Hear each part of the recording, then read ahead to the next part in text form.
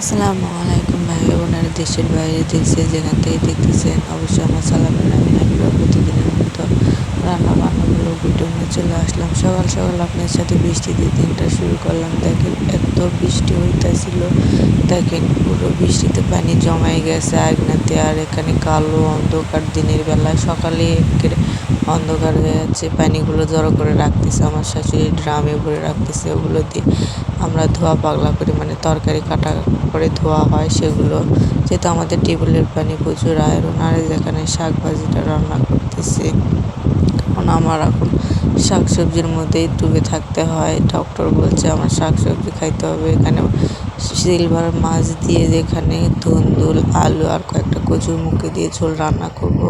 শাকটা বাগার দিয়ে দেবো। এখন এই যে ভাব দেওয়া হয়ে গেছে, পরিমাণ মতো তেল দিয়ে পেঁয়াজ, কাঁচামরিচ, রসুন দিয়ে বাগারটা দিয়ে দেবো। যেহেতু সবজি ছিল না ফ্রিজে, কোনো কিছু যেটুকু ছিল সেইটুকু দিয়ে রান্না বান্না শুরু করে দিছি। শরীর অসুস্থ থাকলেও কিছু করার নেই, রান্না করতেই হবে, খাইতেই হবে।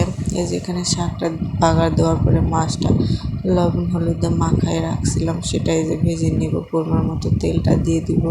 কড়াইটা ভালোভাবে ধুয়ে পরিষ্কার করে নিছি। আপনারা সবাই আমার জন্য দোয়া করবেন, আমি যেন তাড়াতাড়ি সুস্থ হয়ে যাই।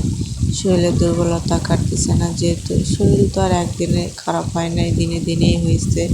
এই জন্য সুস্থ হইতে অনেকটা সময় লাগবে। দেখেন মনোযোগ কোন চলে গেছে, মাছটা একটু পুড়েই গেছে আমার। এই যে শর্টকাট রান্না করবো, রান্না বান্না করতে ভালো লাগে না। সুস্থ থাকলে ভালো লাগে রান্না বান্না করতে, অসুস্থ হলে মন চায় না রান্না বান্না করতে। যদি কেউ রান্না করে দিত, কেউ যদি রান্না করে বলতো এই তো রান্না হয়ে গেছে, তুমি এখন খাও, তাহলে কতই না ভালো হইতো। এই যে এখানে পেঁয়াজটা ভেজে নেওয়ার পর রসুন দিয়ে রসুন না তো মানে জিরে ফোড়ন দিয়ে দিছি, দিয়ে বাগারটা দিয়ে যেখানে নাড়াচাড়া করে নিচ্ছি। যেহেতু ধুন্দুল থেকে পানি উঠবে, আমার পানি দেওয়ার কোনো প্রয়োজন হবে না। ধনে পাতাও দিছিলাম। তাই কেন আপনার সাথে কথা বলতে বলতে উল্টো পাল্টা হয়ে যাচ্ছে, আপনাদের কাছে আন্তরিকভাবে দুঃখিত। সবাই অবশ্যই ক্ষমা দৃষ্টিতে দেখবেন ভুল ত্রুটি হইলে। এই যে এখানে কষানোটা হয়ে গেছে আমার।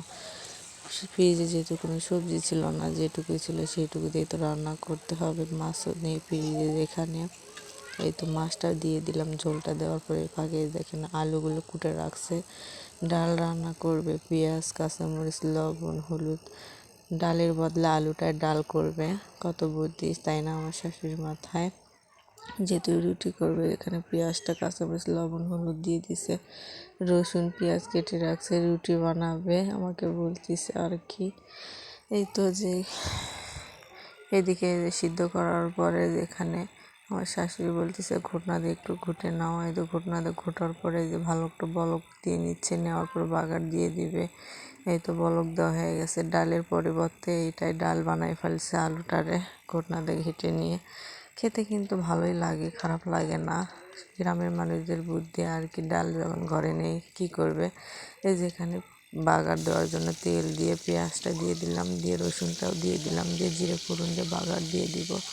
আমাদের রান্না বান্না খাবার দাবার যদি আপনাদের কাছে ভালো লেগে থাকে, অবশ্যই শুরুতে একটা লাইক দিয়ে কমেন্ট করে অবশ্যই আমাদের পরিবারের পাশে থাকবেন। ইনশাল্লাহ আপনাদের ভালোবাসা আর সাপোর্ট নিয়ে অনেক দূরে এগিয়ে যেতে চাই।